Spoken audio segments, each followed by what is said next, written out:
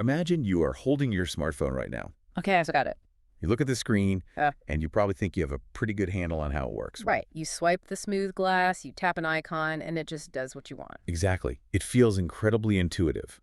You are the user, and as long as the screen lights up and the apps load, you're, perfectly happy living in that surface-level reality. Yeah, totally ignorant of what's actually making it run. Right. But imagine if, just for 10 seconds, that sleek glass interface completely dissolved in your hands. Oh, wow. Suddenly, you aren't looking at friendly, colorful icons anymore.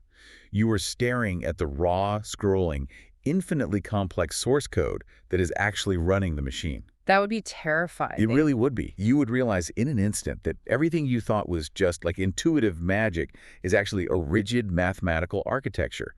Everything you thought was random is actually a deeply structured system executing commands. And, we navigate our entire lives operating under that exact same illusion. Right. We spend decades interacting with the user interface of our own existence, completely oblivious to the millions of lines of code running in the background. Yeah. We assume our emotional reactions or the friction in our relationships or our repeating struggles are just arbitrary events happening to us. We rarely stop to consider the underlying mathematics generating those events. Welcome directly to today's deep dive. We are so thrilled you were here with us.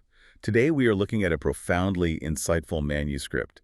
We are specifically zeroing in on chapters 29, 30, 31, and a fascinating interlude. It is a dense, brilliant text. It really is. It essentially hands us the developer keys to our own lives. We are unpacking what I am calling the hidden operating system of human transformation. I like that framing. Thanks. And just to set the parameters right off the bat, our mission today is not about surface-level self-help. We aren't going to tell you to just drink more water, visualize success, or think positive thoughts. Yeah, no toxic positivity here. Exactly. We are unpacking the actual mechanical architecture of how human beings evolve.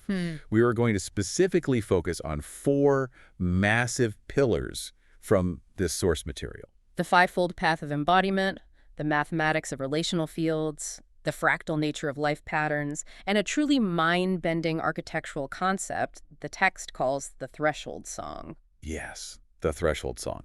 The reason this material is so disruptive, I think, is that it dismantles the foundational assumption of modern personal growth. It completely rejects the illusion that transformation is a solitary, purely cognitive exercise.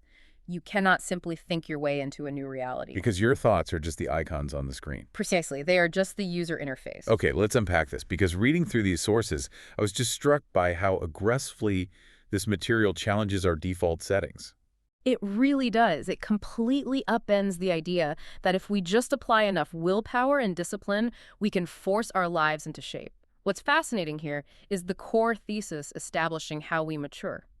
The manuscript argues that our personal evolution requires us to move through 3 very distinct operating phases. Right, the 3 phases. Let's get into those. First, we start as passive users. In this phase, we are entirely at the mercy of the interface. We just let our conditioning, our unexamined biases, our past trauma push our buttons. We just react. Exactly. Then, if we decide we want things to change, we usually swing to the absolute opposite extreme. We try to become architects. The architect's phase. I mean, this is basically the entire modern hustle culture, isn't it? Oh, absolutely. It's the color-coded calendars, the extreme biohacking, the rigid morning routines, just trying to control every single variable of reality through sheer willpower and brute force. It is the absolute pinnacle of white-knuckling your existence. The architect believes that if they can just build a strong enough structure, they can, protect themselves from the chaos of life. But that sounds exhausting. It is exhausting, which is why the text points toward a final evolution, the true integration. It demands we move from the rigid, exhausted architect to a fluid, conscious participant. A participant. Yeah. Meaning you aren't just a victim letting life happen to you, but you also aren't an obsessive control freak trying to micromanage the universe. Right. You are actively co-creating with the systems around you. But before we can even begin to understand how we interact with the universe or the world, or even just our coworkers in the break room, we have to look at the physical instrument we're using to navigate all of it. We have to look at the body. We do. And the text makes a radical claim regarding the body and the mind here. It argues that the mind is merely the translator. The mind is just the screen on your phone. Exactly. The body, however, is the actual creator and receiver of reality. The body is the hardware. Right. If your hardware is offline, corrupted, or disconnected from the network, no amount of positive thinking software updates in your mind is going to change your life trajectory. Well, let me stop you there, because that sounds great in theory, but in practice, I mean, most of us treat our bodies like a cheap rental car. We really do. We put the absolute cheapest fuel in it, we completely ignore the check engine light, and we just drive it into the ground. Yeah. The text talks about this condition called sensory delay, which honestly felt like a direct attack on my daily routine. Sensory delay is the defining condition of modern life because, we live almost entirely in the cognitive sphere. Right, we were constantly planning for tomorrow, worrying about yesterday, scrolling through feeds. Yes, and because of that, we have instituted a massive artificial delay between what our physical body experiences and when our conscious mind actually registers it. We only notice our physical form when it screams at us. Exactly. We notice a full-blown migraine. We notice total adrenal burnout. We notice the chest pain of a panic attack. But we have completely lost the ability to listen to the hardware's whispers. Precisely. The text uses this brilliant, really visceral example of a subway commute to illustrate sensory delay. Oh, the subway example is fantastic. It asks us to imagine a typical urban commute before any kind of physical integration happens. Think about your own commute. Before integration, we treat the transit as a purely hostile environment. Yeah, the overarching strategy is sheer survival. Right. You step onto the train, the fluorescent lights are buzzing, the brakes are screeching. What do? You immediately put your noise-canceling headphones in. Exactly. You stare blankly at your phone screen or focus on a smudge on the window, and you actively dissociate. You are essentially treating your body like a heavy piece of luggage that you are just trying to transport from point A to point B with the absolute minimum amount of sensory input possible. You are initiating a manual override to shut the system down. Yeah. You survive the discomfort of the transit by severing the connection between your conscious awareness and your physical form. You are just meat in transit. But here's the problem. If we are constantly shutting the system down to survive our daily lives, what does that actually mean for changing our default setting? That is the big question. How do we take the headphones out, metaphorically speaking, and get the hardware back online without being completely overwhelmed by the noise? Well, the source outlines the technical solution as the Fivefold Path of Embodiment. Okay, let's break these down. These aren't just pleasant stretches to do in the morning. They are 5 distinct channels that must be activated together to bring your entire operating system fully online. Got it. Let's look at the first channel, which is sensation. This is the foundational hardware layer. It is the practice of feeling the body from the inside out. Okay. And we have to be very careful with the distinction the text makes here. Sensation is not thinking about your body. Okay, let's translate that out of academic speak. Yeah. Because when I hear the word sensation, my brain immediately jumps to mindfulness. Right. Which usually just ends up being me sitting in a chair thinking very hard about the fact that I am sitting in a chair. Yeah, and that is cognition masquerading as sensation. Yes. Thinking about your body is looking in the mirror and analyzing your posture, or judging your weight, or telling yourself your shoulders are tense. So what is true sensation then?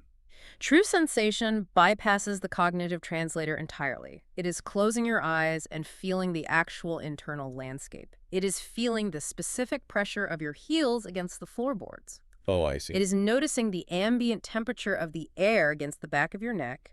You aren't judging the data, you are just receiving it. It's almost less about turning on a light switch and more like defragmenting a messy hard drive. That's a great way to look at it. Because for years, you've been saving physical data haphazardly. Storing work stress in your jaw, keeping relationship anxiety in your stomach.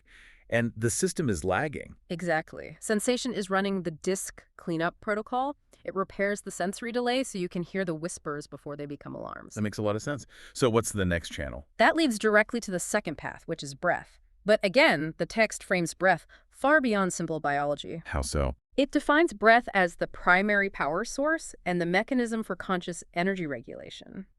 When you encounter a stressor, your breath automatically becomes shallow and rapid. Right. This sends a rigid biological signal to the vagus nerve and the entire nervous system that the hardware is under active threat. You are literally programming your own fight or flight response. Yes.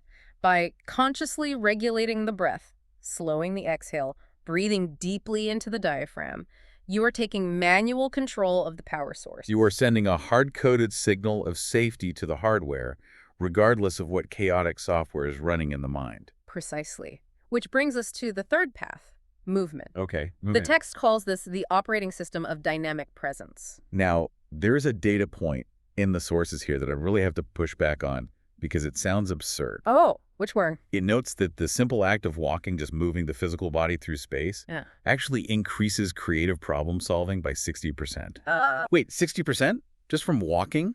That sounds like a gross exaggeration invented by a self-help guru to sell standing desks. How does the source actually justify a number that high? Are we talking about hiking a mountain or just pacing the office? It applies to the fundamental mechanics of movement itself, whether it's pacing or hiking, and the 60% metric is rooted in how the brain processes physical energy. Okay, explain that. You have to understand movement as the mechanism by which the body processes trapped information. When you are stuck in a complex mental loop trying to solve a coding problem or figure out how to navigate a delicate conversation, your mind is spinning its wheels, but your body is entirely static. Yeah, usually hunched over a keyboard. Right. You are accumulating energetic charge without any physical release. So you're saying I can't solve a complex mental loop by simply staring at my monitor and thinking harder about it. The hardware doesn't work that way. As the text frames it, you have to execute the move forward command. You have to physically change the state of the hardware. Walking engages bilateral stimulation. Left brain, left foot, right foot. This physical rhythm literally processes the trapped physiological energy, which clears the cache, allowing the cognitive mind to suddenly see new creative pathways. Wow. The 60% increase isn't magic. It is the result of unclogging the physical processing pipeline. So we have defragmenting the hard drive with sensation, regulating the power source with breath, and clearing the cache with movement. Exactly. The fourth path is stillness, and the text calls this the diagnostic mode. Yes. It recommends a very specific, uncompromising practice. 5 minutes of absolute stillness every single day with zero inputs. Zero. No phone, no music, no podcasts in the background. You just sit there and ask your body one question: what do I need to know today? And honestly, for someone who is profoundly disconnected, those 5 minutes of stillness will be the most terrifying part of their day. I can personally attest to that. 5 minutes of silence feels like an eternity when you are used to constantly buffering your reality with noise. It feels terrifying because when you finally strip away the distractions and get completely still, all the accumulated whispers that you have been successfully drowning out for months, they all rush forward simultaneously to be heard. It's an onslaught. The slight, persisting anxiety tightening your chest, the exhaustion deep in your bones, the grief you haven't processed, it all comes up. But that onslaught is exactly why it functions as the diagnostic mode, right? Yes. You are running a full system check. You are demanding an honest, unfiltered status report from the hardware before you force it to execute the day's tasks. If you skip the diagnostic, you are operating blindly. Which perfectly sets up the fifth and final path, expression, the output. Right. The text defines this as letting truth move through you. It warns, in very stark mechanical terms, that suppression creates structural stagnation, while expression creates flow. We are talking about a literal pressure valve. If you feel an emotion, say a flash of justified anger, or a deep intuition about a project at work, and you constantly bite your tongue, swallow your words, or hide your authentic joy just to make others comfortable, you're creating a physical blockage in the system. The human body is designed to be a conduit, not a storage container. I love that phrase. If the hardware is constantly receiving input, but you refuse to allow the authentic output to express itself, the internal pressure builds. It doesn't just vanish. Right. It manifests as structural breakdown, tension, illness, resentment. Activating all 5 of these channels, sensation, breath, movement, stillness, and expression, is what officially brings you online. And the profound shift that happens when you are fully online, as the text points out, is that it transforms your entire relationship with your own behavior. It converts discipline into wisdom. That is a crucial distinction. Because discipline is just the architect phase. Discipline is white-knuckling. It is forcing yourself to wake up at 5 a.m. and do a workout you hate because a guru told you it was optimal. Wisdom, on the other hand, is simply responding accurately to reality. When your hardware is online, you don't have to force yourself to rest through sheer discipline. Your body tells you it is depleted, and you wisely listen to the data. When you are embodied, you stop reacting from the outdated scripts of past trauma, and you start responding from present moment clarity. You aren't reacting to the danger of 10 years ago. You are responding accurately to the data right in front of you. But here is the limitation of just focusing on your own personal hardware. The moment you step off that subway or walk into your open plan office, your perfectly regulated, defragmented system inevitably collides with 50 unregulated ones. It always does. How does the source material address that collision? Because this brings us out of the individual mind and into the mathematics of group dynamics. This is where the paradigm shifts from the internal to the external. Once your body is online, a secondary realization occurs. You do not end at your skin. You don't end at your skin? No. Your embodiment immediately and continuously interacts with the embodiment of every single person in your proximity. No. You enter what the text formally designates as the relational field. I love this concept because it takes something we all intuitively feel in our guts and gives it a literal mathematical structure. It really does. We have all experienced the undeniable weight of the relational field. The text uses two brilliant contrasting examples here. Yes, the dinner party and the argument. Right. Imagine you were at a dinner party. The host is relaxed. Someone is telling a fantastic story. Everyone is laughing, leaning in. You can physically feel the warmth, the lightness, the absolute lack of friction in the room. Now contrast that with walking into a living room exactly 30 seconds after a couple has had a vicious, quiet argument. Yeah. They aren't yelling, they aren't even speaking. They are just sitting on opposite ends of the sofa staring at their phones. You walk through the doorway and you can literally feel the tension hit you in the chest. It's palpable. The air feels dense, it feels heavy, you sense the hostility before a single word is exchanged. That dense air, that is the field. It is the invisible Wi-Fi network that we are all constantly broadcasting on and receiving from. Exactly. But the text doesn't leave it as some vague, mystical energy concept.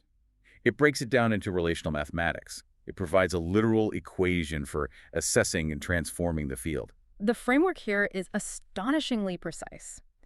The equation provided is R equals 1 plus attunement times safety times mutual visibility. Okay, that's a lot. Let's break that down. R represents the relational multiplier. This dictates whether an interaction will build your capacity or drain it. Let's walk through these variables meticulously, starting with attunement. Yeah. The text defines attunement on a strict scale from 0 to 1. It measures the degree to which someone accurately perceives your complex internal state and reflects it back to you without distortion. We have to talk about what a low score looks like in the real world, because the text gives a painfully relatable example of a 0.2 on the attunement scale. Oh, the toxic positivity example. Yes. Imagine you are going through a brutal transition. You are struggling with a massive career decision. You are feeling a messy mix of grief, fear, and uncertainty. Right. You sit down with a friend and share this vulnerability, and their immediate response is weaponized toxic positivity.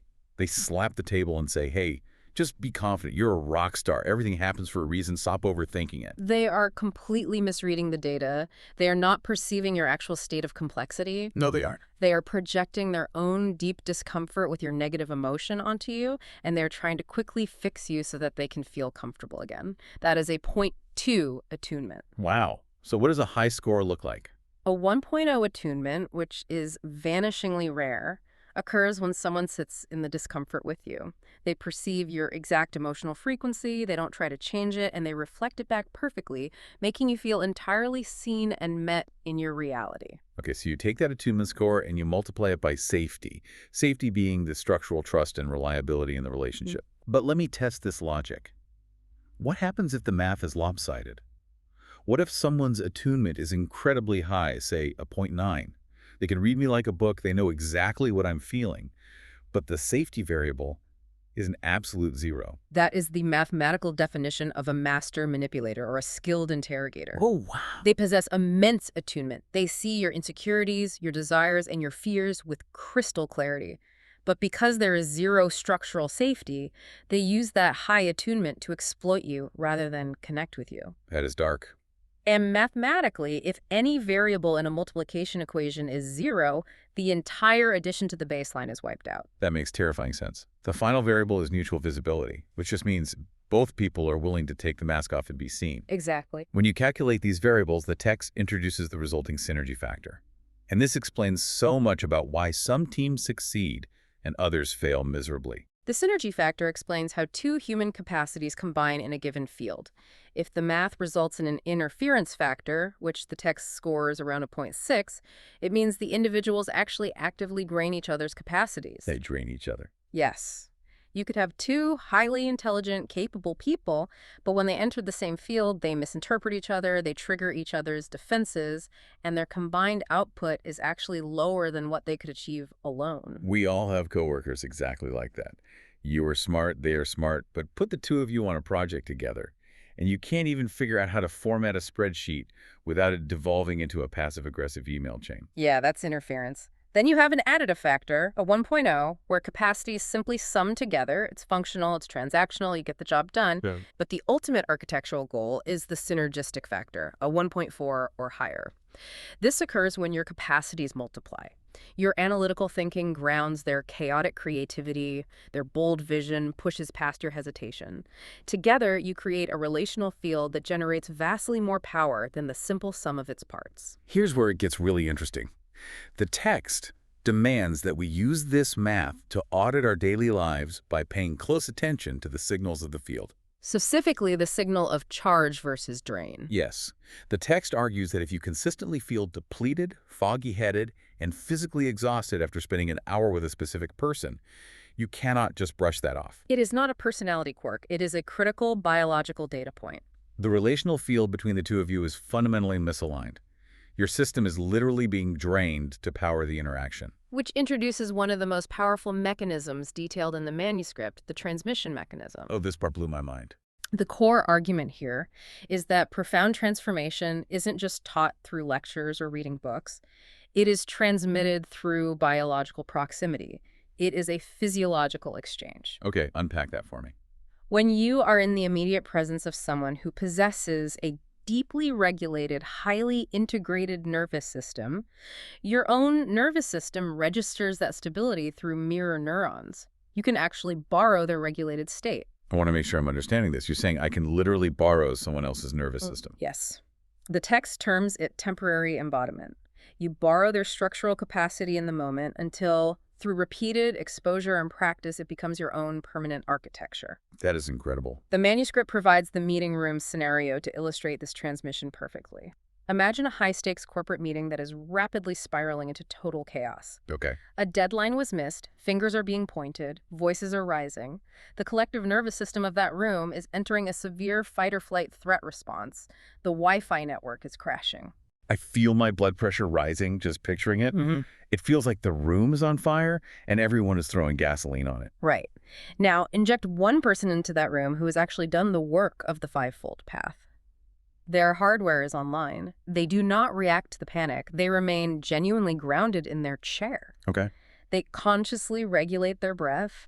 When they speak, they don't yell over the chaos. They ask a calm, clarifying question. They don't need to deliver an inspirational speech. So what happens? Their sheer physical presence, their deeply regulated nervous system, begins to broadcast a completely different, stable frequency into the chaotic relational field. Unconsciously, via those mirror neurons, the dysregulated nervous systems of the panicked individuals begin to entrain to that calm frequency. Wow. One truly integrated participant can mathematically co-regulate an entire room simply by holding their center. It reframes everything. Your individual private healing, defragmenting your own hard drive, is actually a profound public service. You become a router broadcasting a stable signal. But we see how this works between two people, or even a team of 10 in a meeting room. The text doesn't stop there. It claims these mathematical patterns scale up infinitely. The micro becomes the macro. This is the fractal architecture of life. A fractal, in geometric terms, is a pattern where the absolute smallest part contains the exact same structural DNA as the massive whole. Like a snowflake or a fern leaf. Exactly. The text applies this mathematical law to human behavior, systems, and transformation. To understand the macro, it starts by isolating the absolute smallest unit of transformation, a concept it calls the quarter second. The atomic unit of change. But I need you to explain this because the text defines the quarter second as a moment of dual participation. It is a very dense phrase. What does dual participation actually feel like to a normal person? Dual participation is the rare fraction of a second where you are fully, viscerally experiencing the present moment while simultaneously maintaining the awareness that you are experiencing it. Okay. You're in the movie, but you're also sitting in the theater watching the movie. Ah, I like that analogy. For example, you are in the middle of a heated argument, your heart rate spikes, you are experiencing the anger, but in that exact same quarter second, a part of your awareness steps back and says, I am feeling anger right now, my heart rate is spiking. So it is pure saturated presence without being consumed by the reaction. Yes. So it's watching yourself be in the moment rather than just blindly acting out the moment. Exactly. The text argues that these saturated quarter seconds are the fundamental bricks of reality. You stack saturated quarter seconds into saturated sessions. You stack those sessions into coherent days, and those days stack into complete transformed life cycles. So it builds on itself. It does. The insight here is profound. If you want to change your massive macro life trajectory, you don't do it by drafting a grand, sweeping 10-year vision board. You engineer the macro by mastering the quarter second. This directly attacks the biggest, most pervasive myth in the self-help industry, the myth of linear progress. No, absolutely. We are sold this idea that healing or building a business or fixing a relationship is a straight line sloping upwards at a 45-degree angle. And because of that myth, when we stumble, we panic. I know I fall into this trap constantly. We all do. You think I am dealing with the exact same boundary issue with my mother that I spent a year working through in therapy 5 years ago. I am a complete failure. I have slid all the way back to the starting line.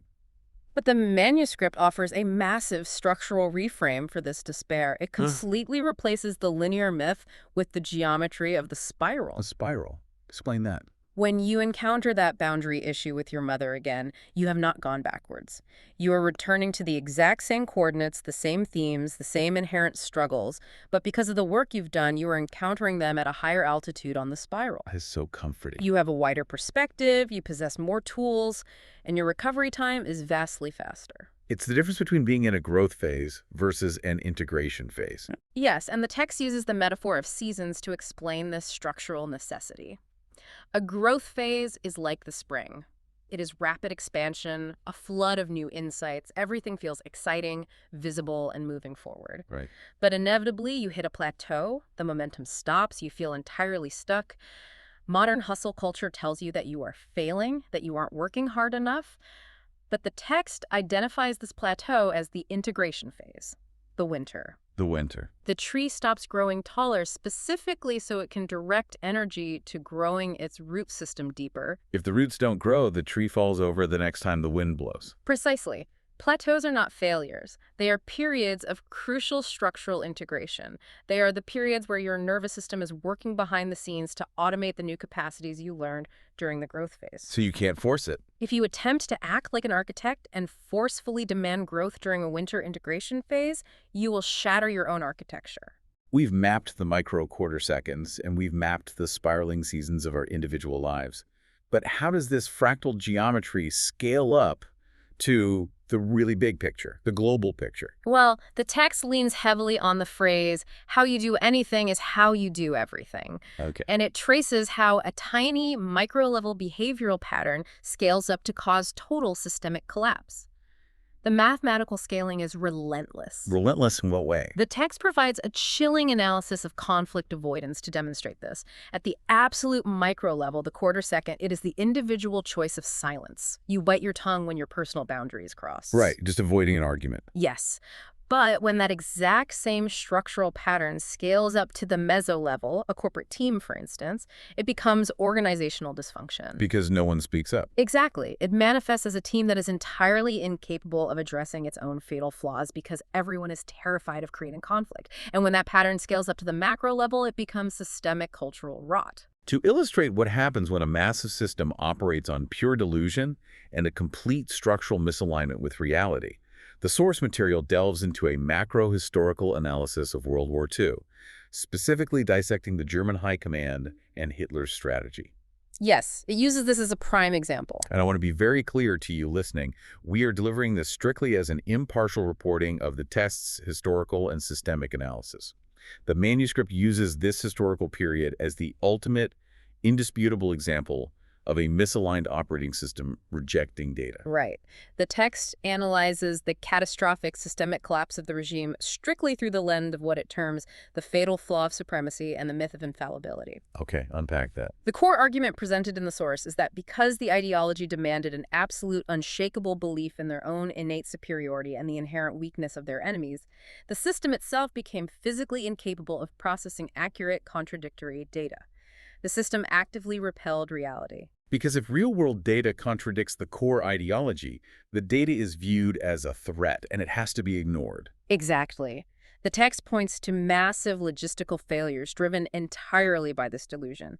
Consider the invasion of the Soviet Union, Operation Barbarossa. Right. The grim realities of logistics, supply lines, and the brutal Russian winter were fundamentally dismissed by leadership. Why? Because the myth of infallibility dictated that their sheer ideological will was powerful enough to overcome the physical laws of nature and geography. Wow. Similarly, the text notes the regime's fatal dismissal of the industrial capacity of the United States. The ideology categorized the U.S. as a decadent and soft culture, which allowed them to completely ignore the hard, factual data that the U.S. was rapidly producing over 300,000 aircraft. The source material specifically highlights their rejection of what it calls empathetic research. Yeah. Now, empathy in a wartime context sounds odd, but the text defines it functionally. Yes, it defines it as taking the time to truly, objectively understand the enemy's resilience, their psychology, and their actual industrial capacities. Right, because empathetic research requires a baseline of humility. It does. It requires the ability to look at an opponent and acknowledge that they possess strengths, resources, and resolve that you must fully understand in order to defeat them. But the ideology of supremacy explicitly forbade that humility. To acknowledge the enemy's strength was treasonous. And so, as the text argues, because the operating system demanded superiority, it filtered out accurate data, flying completely blind into massive systemic collapse. It is presented as the ultimate macro example of a universal law. Any system that rejects reality, whether it is a global empire, a Fortune 500 company, or an individual ego, will eventually destroy itself. We see how a system crashes and burns when it refuses to look at the reality of the Russian winter or factory output. But the source material makes a startling fractal pivot here. It asks us to look at the Russian winters in our own living rooms. Exactly. When we sit at our laptops, unable to send an email, we are operating under our own micro-delusions. If we know the math of the relational field and we understand the spiral patterns and we know we need to defragment our bodies, why do we still get completely paralyzed? Why do we hit these massive invisible walls in our daily lives? Yes. Which brings us to the crucial bridge between learning all of this profound theory and actually managing to live it. Yeah. This is the interlude of the text. The threshold. Right. The text introduces this concept called the threshold song. And I have to admit, when I first read the heading, it sounded like a poem or a parable. But when you actually unpack the mechanics of it, it is a highly practical architectural breakdown of human resistance. The anatomy of a threshold. We use the word threshold casually all the time to describe crossing over into a new career or a new relationship. But the text forces us to break the word down literally. A threshold is quite literally a thresh holding a passageway. Yes, it is a boundary marker holding a door, but the riddle the text poses to the reader is who holds the holder. It's nested architecture, like a set of Russian nesting dolls. It is a nested hierarchy of holding. The thresh is holding the door shut. But the thresh doesn't float in a vacuum. It is held in place by the room, which represents the context or the immediate field of possibility. Okay. But the room is held by the building, which represents your larger structure of purpose and identity, and the building is held by the earth, the fundamental ground of your being. Okay, that sounds incredibly abstract and philosophical, so let's make this intensely real for the person listening right now. Let's use the specific scenario from the source text to ground this nested architecture. The Tuesday morning standoff. Yes, the 7:1 a.m. Tuesday morning standoff. Picture this. You are sitting at your kitchen table. The house is quiet. Your coffee is getting cold. We've all been there. You have your laptop open, and you are staring at a carefully drafted email to a highly respected potential mentor in your field. This is a door you've been trying to open for 6 months. All you have to do is move your finger half an inch and click send. But you are absolutely physically paralyzed. Your finger hovers over the trackpad, your heart rate spikes, but the hardware refuses to execute the command. Yes. And how do we typically handle that paralysis? We revert straight to the architect phase. We try to white-knuckle it. We berate ourselves. We say, I just need more discipline. I'm being lazy. Why am I such a coward? Just click the button. We attack the door. Right. And we try to bash our way through the threshold with brute force and self-loathing. This raises an important question. What if your paralysis has absolutely nothing to do with a lack of discipline? What if it's an architectural feature, not a bug? Exactly. The text teaches us that when we face that Tuesday morning standoff, we have to immediately stop fighting the doorway. If you are stuck, if you are paralyzed, it is because you are being held securely in place by a deeper context. The text calls this context the handler. Precisely. You don't waste energy forcing the door open. You analyze the handler. You look at the room holding the thresh. Why are you perfectly paralyzed? Maybe the room you're sitting in is an invisible architecture built entirely out of the fear of visibility. Perhaps the building holding that room is a deeply entrenched, outdated identity that continuously whispers, I am an imposter. I am not the kind of person who deserves a mentor of this caliber. Or maybe the structural belief holding the entire room together is, if I send this email and they ignore me or reject me, then the fantasy is over and my entire dream is officially dead. As long as I don't send it, the dream is still alive. That is exactly the kind of structural load-bearing belief the text is pointing at. Your resistance isn't random laziness. You are being held perfectly, safely in place by a biological and psychological system that is desperately trying to protect your current, familiar identity from the terrifying vulnerability and exposure required by the new identity waiting on the other side of that door. So how do you cross the threshold? To cross the threshold, you don't fight the door, you remap the room. You trace the nested, holding back to the outdated identity, and you bring awareness to it. Once you recognize that you are just being held by a ghost of who you used to be, you can compassionately dismantle that room. And when the room dissolves, the thresh loses its anchor, and the door simply swings open on its own. That changes absolutely everything about how we approach our own roadblocks. It turns our most paralyzing moments of fear and procrastination into precise diagnostic tools. It really does. Instead of feeling broken, you realize, oh, my system is working perfectly to protect me. I'm just standing in a room designed by my past self, and it's time to do some remodeling. It is the ultimate shift from fighting yourself to deeply understanding your own architecture. We have covered a massive, sprawling journey in this deep dive. Let's synthesize exactly where we've been. We started with the absolute foundation, the fivefold path of embodiment. We learned how to repair our sensory delay, defragment the internal hardware, and bring the body fully online, moving away from rigid discipline and toward fluid, responsive wisdom. From there, we stepped outside our own skin and mapped the Wi-Fi network connecting all of us, the relational fields. We broke down the literal math of attunement, safety, and mutual visibility, and we explored how we can biologically transmit a regulated nervous system to a chaotic room simply through proximity. We zoomed out even further to look at the fractal patterns, the scaling geometry of our reality. We dismantled the toxic myth of linear progress, learning to respect the necessary winter seasons of our integration spiral. And we saw a chilling historical example of how microscopic patterns of delusion and supremacy scale up into total macrosystemic collapse. And finally, we returned to the doorways that challenge our daily evolution, the thresholds. We mapped the nested architecture of the holder and the held, learning that when we are stuck, we must stop fighting the door and start remapping the room. It all circles back to the ultimate necessary evolution the text demands of us. Moving away from being an unconscious user, blindly tapping the glass and reacting to notifications. Evolving past the exhausted architect who is obsessively trying to biohack and control every variable of the universe. And finally, arriving as a fluid participant, co-creating with the unseen forces, accurately reading the relational fields, and honoring the seasons of the spiral. It represents a total fundamental paradigm shift in how we engage with the code of our own existence. So what does this all mean for you? The listener sitting in traffic right now, or folding the laundry, or walking the dog. It means you can start accessing the developer keys today. Notice your quarter seconds. In your next conversation, are you actually experiencing dual participation, or are you dissociating? Run an audit on your relational fields this week. Is the person you are having coffee with on Thursday a charge to your system or a drain? Do you need to adjust the math of that relationship? And critically, notice when you're angrily trying to force growth during an integration phase. Give yourself permission to experience the winter of your own transformation without calling yourself a failure. That is so important. We want to leave you with a final, lingering, provocative thought. inspired directly by the Threshold song. I want you to think about the absolute biggest block in your life right now.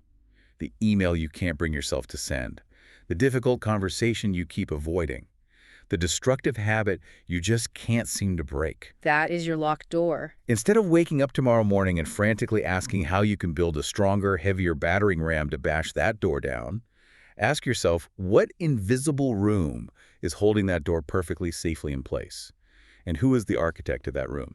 Because once you can clearly see the code running the room, you finally have the power to rewrite it. Imagine your smartphone again. The glass dissolves. The code is scrolling. You aren't just the user anymore. You know how to read the language. Thank you for joining us on this deep dive. We'll see you next time.